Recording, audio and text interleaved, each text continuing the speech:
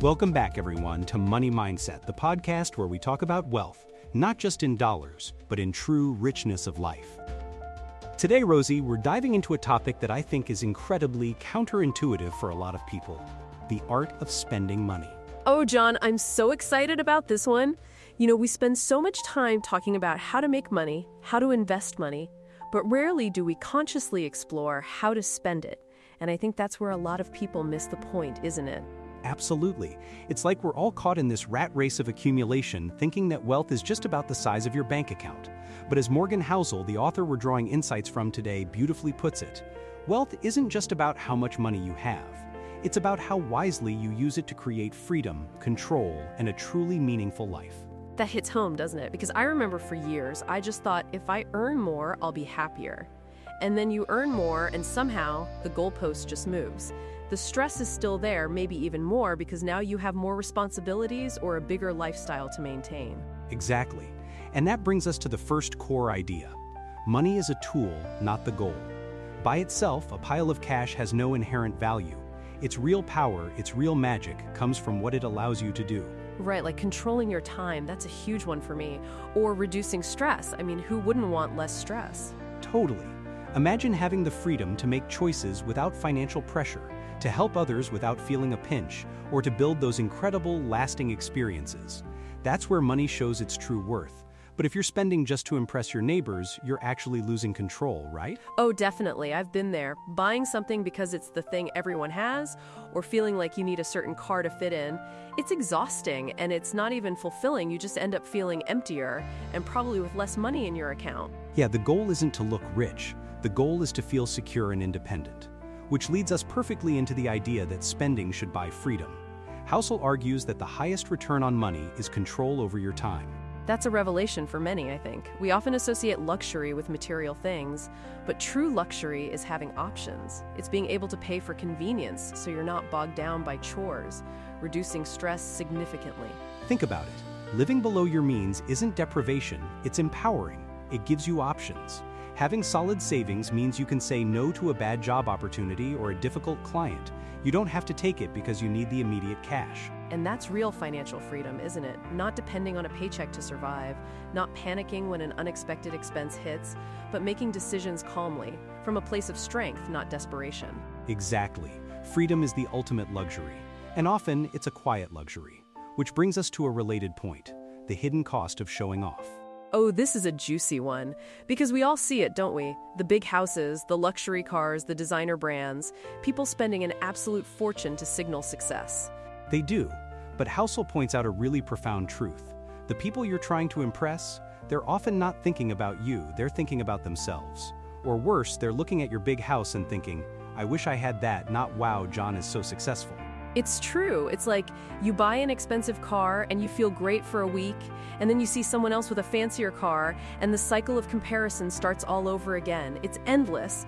Spending for status creates so much pressure. And spending for security, on the other hand, creates peace. True wealth is often invisible. It's the investments, the savings, the emergency fund that nobody else sees, but that gives you profound peace of mind. That's a fantastic distinction, and it leads to another important concept: the difference between rich and wealthy. I used to think they were the same thing. Many do, Rosie, but being rich often just means you have a high income.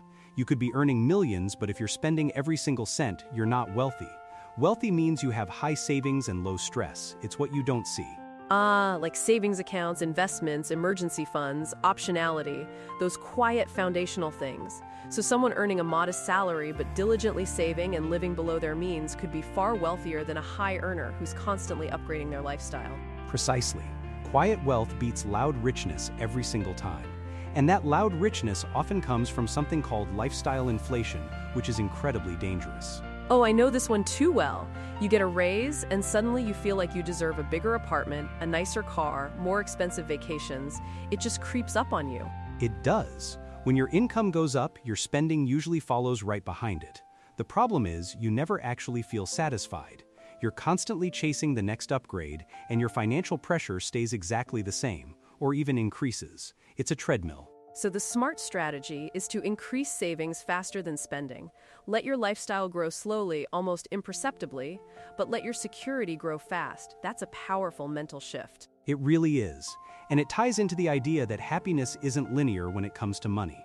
We tend to think more money, more happiness, but that only holds true up to a point. Yeah, once your basic needs are covered, food, shelter, safety, the emotional benefits of more money start to diminish. You hit a plateau, don't you? It's like beyond a certain income, an extra zero doesn't actually make your life inherently better. Exactly. Instead, happiness really grows from things like strong relationships, good health, a sense of purpose, and, crucially, control over your time. Money should support these things, not replace them. That's so true. I'd rather have a strong network of friends and family and the time to enjoy them than a yacht I barely use. It's about prioritizing what truly enriches your life. And that's where intentional spending comes in.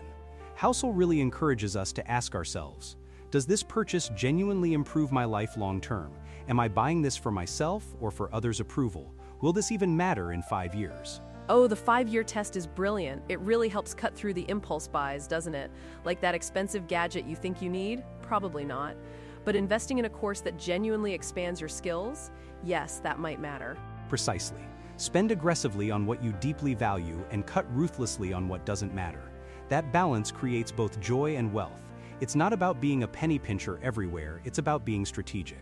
I like that. Spend aggressively on what you deeply value. It gives you permission to enjoy your money, but in a really mindful way, not just mindless consumption. Mindful consumption. I like that, Rosie. And part of being mindful is avoiding financial fragility. You know, a fragile life collapses under pressure. A strong financial life, though, it's resilient. So we're talking emergency savings, low debt, maybe a modest lifestyle. Basically building a buffer, right? Having that margin for error that Housel talks about. Exactly. Margin is so powerful, it means you have room for mistakes, room for bad luck, because let's face it, life throws curveballs. It gives you room to breathe. Without that margin, even small problems can feel like absolute disasters. I think a lot of people are living paycheck to paycheck, and they don't have that margin.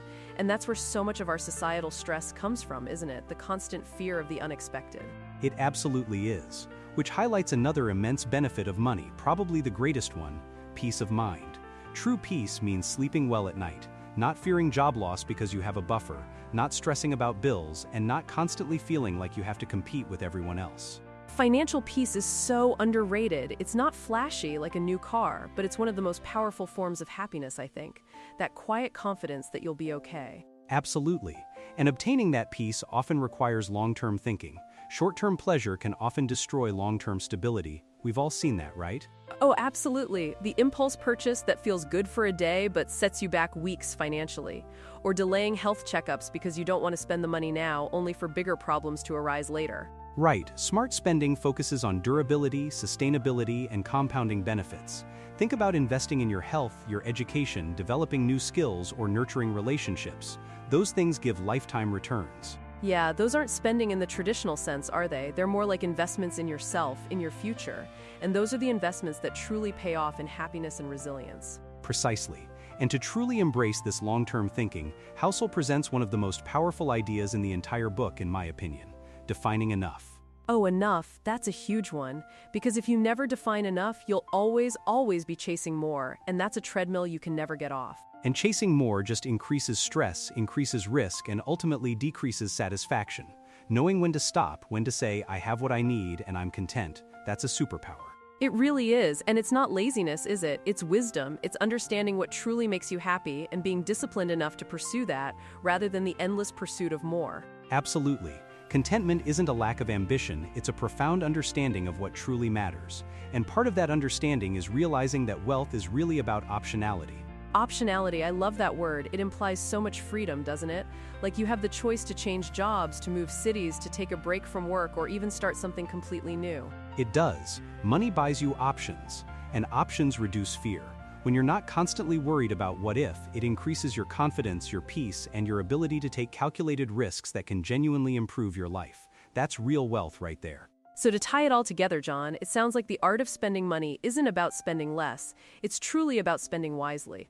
Precisely, Rosie. It's about ensuring your money increases your freedom, reduces your stress, supports your relationships, creates security, and ultimately improves your long-term happiness. True wealth, as we've discussed, isn't loud, it's calm. It's not flashy, it's flexible. It gives you control over your life, not just more things. What a powerful message. It really makes you rethink every single purchase, big or small. Are you buying fleeting satisfaction, or are you investing in your future peace and freedom? Exactly. So for all our listeners out there, take a moment this week to reflect on your own spending habits. Are they aligned with what truly brings you peace, freedom, and long-term happiness? Or are you caught in the trap of spending to impress or just for immediate gratification? And remember, it's not about judgment, it's about awareness. Small shifts can make a huge difference over time. Start by defining what enough means for you. Absolutely. Thank you so much for joining us today, Rosie, and thanks to all of you for tuning in. We hope this conversation sparks some new perspectives on how you view and use your money. It's been a truly insightful discussion, John. Until next time, remember to spend wisely, live freely, and find your true wealth. Take care, everyone.